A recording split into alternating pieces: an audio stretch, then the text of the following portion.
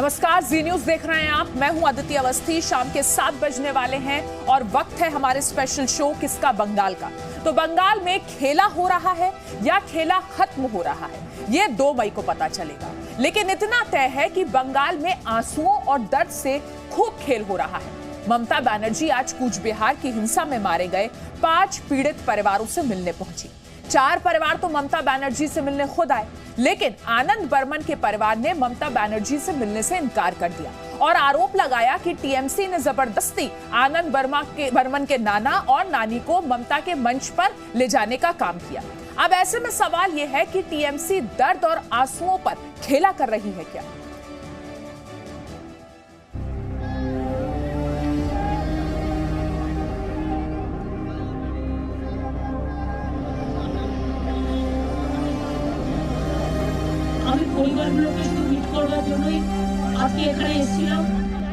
चुनाव आयोग की पाबंदियां हटने के बाद ममता बनर्जी आज उसी कूच बिहार में थी जहां 10 अप्रैल को हिंसा में 5 लोगों की मौत हो गई थी।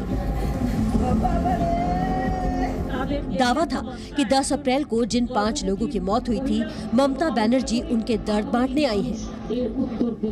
ममता बनर्जी के लिए एक मंच बना था। सभी 5 लोगों के नाम मंच के पीछे लगे बैनर पर लिखे थे। पीड़ित परिवारों को मिलने के लिए बुलाया गया था। यहाँ पहुँचने पर ममता बनर्जी ने सबसे पहले बारी बारी से हर परिवार का दर्द सुना, उनसे बात की, उन्हें क्या मदद की जा सकती है ये जाना। शहीद स्मरण सभा में आकर परिवार वालों से मिलती है मुख्यमंत्री ममता बनर्जी और साथ ही श्रद्धांजलि देती है। उनका ये कहना है कि उनके सरकार बनाने के बाद वो इन्वेस्टिगेशन करेंगी और जिनका भी जो है दोष होगा उनको सजा जरूर दी जाएगी। यहाँ मौजूद पीड़ित परिवार के सदस्यों ने भी खुलकर अपना दर्द ममता बनर्जी को बताया और उनकी बातों पर भरोसा भी जताया। मुख्यमंत्री ने आया है, बोला है वो हम लोग को इन सब दिलाएगा, जो उसके लिए जहाँ जाना पड़ेगा जाएगा। हम लोग क्या बोलेगा, दीदी जो बोल गया हम लोग दीदी के भरोसा में है। दीदी जो कहेगा जो करेगा वही हम लोग समझते हैं। दीदी ने बोले जी इलेक्शन के बाद पूरा फुल फैमिली जितना सारे है फैमिली का कुछ करेगा, फैमिली आगे बढ़ने के लिए पूरा कुछ करेगा। अब तक की तस्वीरें ये बता रही थी कि ममता बनर्जी पीड़ितों का दर्द बांट रही है, लेकिन सच कुछ और ही था। दर्द बांटने से ज्यादा यहाँ पर राजनीति हो रही थी। आनंद बर्मन का परिवार, जो ममता बनर्जी से नहीं मिलना चाहता था, उसके नाना नानी को जबरदस्ती ममता से मिलने के लिए लाया गया था। आनंद बर्मन के परिवार का दावा है कि तृणमूल कांग्रेस के कार्यकर्ताओं ने उसको गोली मारकर हत्या की। इसलिए आज जहां मुख्यमंत्री का प्रोग्राम हो रहा है, नाम भले ही हो इस बोर्ड में और इस मंच में, लेकिन आनंद बर्मन के परिवार से कह दिया गया है कि वो यहां पर नहीं आएंगे, क्योंकि उनका ये आरोप है कि उनके बेटे की हत्या तृणमूल कांग्रेस के कार्यकर्ताओं ने की। ऐसा नहीं है कि लोगों को दिखाने के लिए सिर्फ पीड़ित को ही जबरदस्ती ममता के पास लाया गया था। ममता ने कूच बिहार में मंच से जो भाषण दिया, उसमें भी उनकी राजनीति साफ दिख रही थी। যারাই দোষী হোক না কেন তাদের শাস্তি আমরা করবই এবং মনে রাখবেন এখন ইলেকশন চলছে, ইলেকশনটা মিটে যাক। আমি নিজে এই কেসে আমাদের রাজ্য সরকারের পক্ষ থেকেও যা যা ইনকোয়ারি করার আমরা করব। दरअसल 10 अप्रैल को कूच बिहार के शीतलकुची में 5 लोगों की मौत हुई थी। 4 टीएमसी समर्थक मारे गए थे, 1 बीजेपी समर्थक। लेकिन बीजेपी समर्थक आनंद बर्मन का परिवार ममता बनर्जी से मिलने क्यों नहीं पहुंचा? क्यों आनंद बर्मन के नाना नानी को जबरदस्ती ले जाया गया? ये जानने के लिए जी न्यूज रिपोर्टर रवि त्रिपाठी आनंद बर्मन के परिवार से मिले और उनसे सच पूछा। सुनिए उन्होंने क्या कहा। आज ममता बनर्जी जब पहुंची हैं राजनीति करने के लिए, तो मौत पर भी वो राजनीति कर रही हैं। उनके परिवार के लोगों को जबरन वहां मंच पे बुलाया गया, उनके नाना नानी को। लेकिन हमने कहा कि इस मामले की तहकीकात की जाए कि आखिर स्थिति है क्या, हकीकत क्या है। तो हकीकत जानने के लिए हम पहुंचे हैं एक जगह जहाँ पे अब सोच लीजिए कि स्थिति है, इतना तनाव है और इतना डर है कि उनको गाँव में रहना नहीं पड़ रहा है। गाँव से निकल कर कहीं और वो रह रहे हैं। मुझे ये बताएगा आप कि आपको ममता दीदी का फ़ोन आया, आपको बुलाया कि नहीं बुलाया? बुलाया तो हम बोलेगा तो किस लिए फ़ोन कर रहा है? जब आपका लड़का मर गया तब क्या चाहिए? तो हम बोले हम कुछ नहीं चाहिएगा, टीएमसी सरकार के लिए कुछ नहीं चाहिएगा। आनंद बर्मन के परिवार का ये सच सुनकर मौत पर हो रही इस राजनीति की सारी सच्चाई सामने आ गई है। हालात तो ये है कि बेटे की मौत के बाद आनंद बर्मन के परिवार को अपना घर छोड़कर दूसरी जगह रहना पड़ रहा है। उन्हें टीएमसी समर्थकों से डर लग रहा है। गाँव छोड़ के भागना पड़ा गया, हम डर मरता है, जब जाएगा तो गाड़ी में जोर कड़ी उठे लेगा, इसलिए हम भाग गया। तो ये परिवार है जिससे हमने आप सोचा कि चल के मिलाया जाए, उनसे बात किया जाए कि आखिर हकीकत क्या है।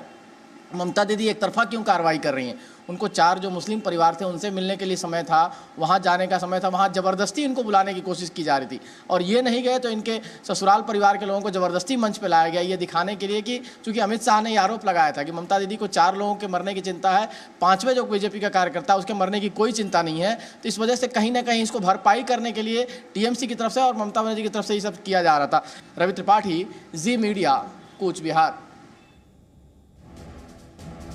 तो सीआरपीएफ जवान की गोली से कूच बिहार के सीतलकुची के बूथ नंबर 126 पर 4 टीएमसी समर्थक मारे गए। इस बूथ पर क्या हुआ सबने देखा बताया, लेकिन बूथ नंबर 285 पर जहां आनंद बर्मन की मौत हुई वहां कोई नहीं गया, लेकिन जी न्यूज वहां भी पहुंचा। उस बूथ पर क्या हालात हैं, लोग कितने डरे हुए हैं, ये इस रिपोर्ट के जरिए देखिए और समझिए। जी मीडिया की टीम पहुंच चुकी है सीतालकुची के बूथ नंबर 285 पे। ये बूथ वही जगह है जहां पे आनंद बर्मन जो बीजेपी के कार्यकर्ता का छोटा भाई था, जिसको पहले बम से मारा गया, फिर गोली से मारकर उसकी हत्या की गई और ये मामला तूल पकड़ता जा रहा है क्योंकि गृह मंत्री अमित शाह ने इस मामले को उठाया कि मुख्यमंत्री ममता बनर्जी जो है सिर्फ और सिर्फ 4 मौत जो 126 नंबर बूथ की है उसकी कहानी तो बयां कर रही है, लेकिन इस जो यहाँ जो घटना हुई उसकी कोई चर्चा नहीं कर रही है। और ये हत्या जो आरोप लग रहा है टीएमसी के वर्कर्स थे, करीम और हकीम, जिनके खिलाफ मामला दर्ज किया गया है, उन्होंने ये इस काम को अंजाम दिया, इस घटना को अंजाम दिया। ये जगह बिल्कुल बांग्लादेश का बॉर्डर, आपको बताना चाहेंगे बांग्लादेश बॉर्डर बगल में है। और क्या हुआ था, यहाँ के लोकल लोगों से बात करेंगे कि उस दिन कैसे ये घटना हुई और क्या कुछ हुआ था। हमारे साथ चलते हैं आगे और इनसे बात करते हैं क्योंकि लंबी लाइन लगी थी। इनका कहना है कि लंबी लाइन लगी थी वोटरों की, महिलाओं की और पुरुषों की, और लाइन में लगने के दौरान क्या हुआ था ये बात करते हैं। पहले लोग आके बम चलाया था। नहीं, आप तो था ना उस दिन, तो बताने में क्या डर है? डर रहे आप? पहले ये बात कर रहे थे लेकिन अब बात करने से भी डर रहे हैं क्योंकि यहाँ घटना जो हुई थी, औरतें हैं, तमाम लोग हैं, लेकिन कोई बोलने को तैयार नहीं है। सबको एक डर का माहौल है गांव में क्योंकि जिस तरह से घटना हुई। आप उस दिन था वोटिंग के दिन? है उस दिन नहीं था? कौन था? आप थे?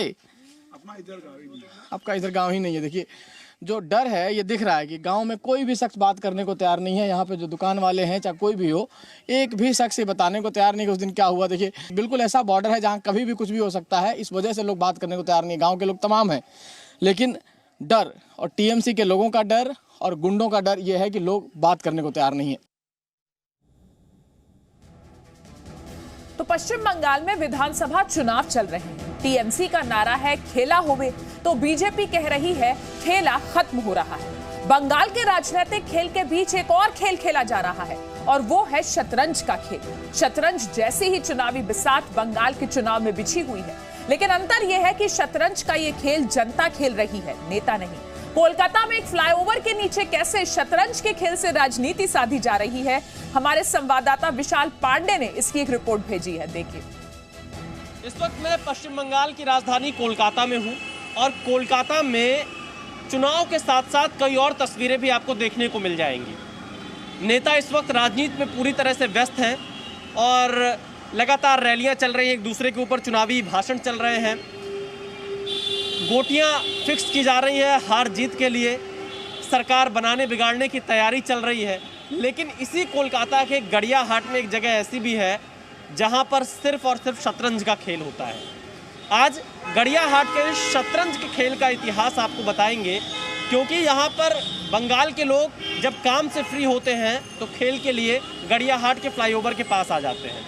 आप देखिए यहाँ पर काफ़ी सारे लोग आपको दिखाई देंगे जो कि शतरंज खेल रहे हैं और तस्वीरें आप जब यहाँ पर देखेंगे, तस्वीरों में आपको बिल्कुल साफ ये समझ में आएगा कि किस तरह ये लोग यहाँ पर खेलते हैं। दरअसल पिछले 25 से 30 सालों से कोलकाता में इस तरह खुले में शतरंज खेला जाता है। युवा, बुजुर्ग, महिलाएं, हर कोई इस खेल में यहाँ पर हिस्सा लेते हैं। इसका अपना इतिहास है और गड़ियाहाट चेस क्लब नाम से एक संस्था भी यहाँ पर बनी हुई है जो कि रजिस्टर्ड है और इसमें 100 से ज़्यादा सदस्य सक्रिय रूप से शामिल हैं। 20 रुपये हर महीने इनकी फीस जाती है और यहाँ पर जो गड़ियाहाट चेस क्लब के मेंबर हैं जो यहाँ पर शतरंज खेल रहे हैं, पूरी गोटियाँ बिसात इन्होंने बिछा रखी है। राजनीति की बिसात भी कुछ इसी तरह से बंगाल में बिछी हुई है, लेकिन हम यहाँ पर शतरंज की बात करेंगे। अभिजीत जी, कितने सालों से आप यहाँ पर शतरंज खेल रहे हैं? यहाँ पर तो शुरू से ही खेल रहे हैं। शुरू मतलब ये जो जगह आप देख रहे हैं, ये जगह शुरू हुआ 2003 साल में ब्रिज होने का बाद। हाँ। ये जगह शुरू स्टार्ट हुआ, ये जगह बना था, उस समय से हम लोग खेला शुरू किया। हाँ। और 2006 साल में हम लोग एक क्लब फॉर्मेशन किया था, गड़ियाहाट चेस क्लब बोल के। हाँ। उस टाइम में हम लोग ओपन एयर चेस टूर्नामेंट किया था एक दफ़ा। हाँ। ओपन एयर चेस टूर्नामेंट जब किया था उसी टाइम से जगह थोड़ा फेमस हो गया। बहुत कलकत्ता का बहुत कोई भी खेल सकता है या सिर्फ मेंबर क्लब जो है नहीं, कोई भी खेल सकता है, फ्री फॉर ऑल। तो आप देख ही रहा है। हाँ। ये खोला रहता है हम लोग का डब्बा, जो आता है वही खेलते हैं, ऐसा कोई बात नहीं है। हाँ। देखिए यहाँ पर खेल भी रहे हैं। अच्छा दादा, ये बताइए, ये तो पूरी इस तरह राजनीति की बिसात तो बंगाल में भी बिछी हुई है, दाव पेच चल रहा है, कौन किसको वजीर को निपटाएगा, कौन सरकार को निपटाएगा, किसकी सरकार बनेगी। तो इस सियासी दाव पेच कैसा चल रहा है बंगाल में शतरंज के साथ में? सियासी दाव पेच अभी जैसा चल, अभी कुछ बता नहीं सकता, क्योंकि अभी जो है हवा किस तरफ जा रहा है हम लोग नहीं समझ रहे हैं। हाँ। बंगाल का हवा किस तरफ जा रहा है हम लोग का समझ में नहीं आ रहा है, इसलिए तो राजनीति का आदमी भी नहीं है। समर्थक है ऐसा तो बता नहीं सकते। हाँ। क्योंकि एक्चुअली हम लोग इसमें ये पॉलिटिक्स लाना ही नहीं चाहते। हाँ। सबका अपना अपना है। बंगाल में खेला कभी थमता नहीं है, खेला चलता रहता है। ये यहाँ का खेल है। राजनीति से इसको अगर हम अलग कर दें तो यहाँ के लोग अपना समय बिताने के लिए, अपने आप को रिलैक्स देने के लिए, जब इनके पास वक्त मिलता है तो सीधे गड़ियाहाट के फ्लाईओवर के नीचे आ जाते हैं, यहाँ पे शतरंज खेलते हैं। एक तस्वीर दादा हमें दिखाइएगा। क्या नाम है आपका? आशुतोष बोस। हाँ, आशुतोष बोस। आशुतोष जी, सब कुछ इसी में रखा रहता है? हाँ। सारा चेस, गोटियाँ सब। और इसका ताला चाबी किसके पास होता है? नहीं नहीं, ताला नहीं, ऐसा ही। एक बार जरा दिखाइएगा। हटिए, देखिए इस गड़ियाहाट फ्लाईओवर के पास जब आप आएंगे, दादा इस तरफ आ जाइए थोड़ा सा, तो यहाँ पर खुले में आपको इस तरह से चेस के बोर्ड रखे दिखाई देंगे इस डिब्बे में, और इसमें सब कुछ राजा वजीर जो चेस के सारे सामान हैं वो आपको इसी में रहेंगे। कम से कम 4-5 चेस बोर्ड आपको यहाँ पर दिखाई देंगे। ये सबके लिए खुला रहता है, कोई भी आकर यहाँ पर खेल सकता है। इसमें से चेस निकालेगा और फिर उसको इसी में वापस खेलने के बाद रख देगा। तो यहाँ पर गड़ियाहाट में बहुत साल से खेला होता है। अच्छा। मेरे को मालूम है, बहुत साल से होता है। इनका दिमाग तो खैर शतरंज में ही लगा हुआ है, हमसे बातचीत भले कर रहे हैं। बात कर रही हूँ ना, वो दिमाग से हट जा रहे हैं। दिमाग से हट जाएगा। कौन जीत रहा है अभी आप लोगों में से सर? कुछ पता नहीं है, अभी चल रहा है खेल। किसका पलड़ा भारी है? भारी कुछ कह नहीं सकते। चेस में ऐसा कुछ नहीं होता है, एंडिंग तक। तो राजनीति भी ऐसी चल रही है बंगाल की? मालूम नहीं है, राजनीति से ये सब संबंध नहीं रखते हैं। अच्छा, ये यहाँ पे कब से खेला जाता है चेस? बहुत पहले से। क्या कारण है इसके पीछे? खेलता है आदमी, अपना टाइम को ये करता है, काम से आता है सब। हाँ। आके यहाँ पे अपना टाइम ये करता है, स्पेंड करता है, मूड भी ये हो जाता है, थोड़ा रिफ्रेश हो जाता है। It's just like refreshment. सब अपना अपना ऑफिस से आके यहाँ पे खेलता है, बस यही बात है और कुछ नहीं। देखिए, मूड को रिफ्रेश करने के लिए ऑफिस से आने के बाद लोग खेलते हैं, और इनके हाथों की भाव भंगिमा देखकर आपको लगेगा कि बहुत चिंता में है कि इनको हराएं कैसे। हराने की चिंता या जीतने की? एक ही तो बात हुआ। एक ही तो बात हुआ। देखिए यहाँ पर ये ब्रेन गेम है, 1 मिनट में अगर दिमाग हटा तो शायद तुरंत गेम आउट, तुरंत दूसरे ऑपोजिट साइड में विपक्ष की तरफ चला जाएगा। विपक्ष की तरफ चला जाएगा। ये देखिए विपक्ष की तरफ गेम चला जाएगा। और कुछ इसी तरह से बंगाल की राजनीति भी फिलहाल यहाँ पर चल रही है। खेला बंगाल में हो ही रहा है अभी तो। वो तो खेला चल रहा है। हाँ। वो तो चलेगा ही खेला। अभी देखिए वोट खत्म होने के बाद बंगाल पर क्या होगा? दीदी मोदी, राजा रानी सब अलग अलग। अभी तो जो मेरा हिसाब से राय है, वोट अभी हड्डाहड्डी चल रहा है दोनों पक्ष में। हड्डाहड्डी मतलब मुकाबला अच्छा हो रहा है। अच्छा हो रहा है। बाकी फिर भी मेरे को लगता नहीं है बीजेपी गवर्नमेंट बना पाएगी। अच्छा, अभी उस सिचुएशन में अभी तक आया नहीं, ये मेरा राय है। देखिए खेल तो शुरू हो गया है। खेल तो यहाँ पे खेल तो हो गया। खेल तो 1 महीना पहले से चल रहा है खेल। और भी कितना खेल चलेगा आगे जाके बहुत खेल चलेगा। खेला हो रहा है बंगाल में, और ये तस्वीरें आपको दिखाती हैं कि यहाँ पर किस तरह से लोग सुबह से लेकर शाम तक शतरंज के खेल में व्यस्त रहते हैं। और यह खेल दिखाता है कि ये लोग अपने काम के बाद अपने आप को फुर्सत के समय में यहाँ आते हैं और यहाँ पर खेलते हैं। अगर राजनीति के खेल से इसको जोड़कर देखें तो फिलहाल बंगाल भी इसी इंतज़ार में है कि शतरंज के खेल में, जिसमें राजा, मंत्री, वजीर, प्यादे हर कोई है, उसी तरह से बंगाल की राजनीति का भी खेल चल रहा है। कौन जीतेगा, किसका चेकमेट होगा, ये 2 मई को पता चलेगा। कैमरामैन एस जयदीप और सूरज के साथ विशाल पांडे, जी मीडिया, कोलकाता, पश्चिम बंगाल। तो असली खेल तो पश्चिम बंगाल की राजनीति में हो रहा है, और किसकी शय किसकी मात, इसका हर किसी को है इंतजार। Presenting B News app available on Google Play and App Store. Download it now.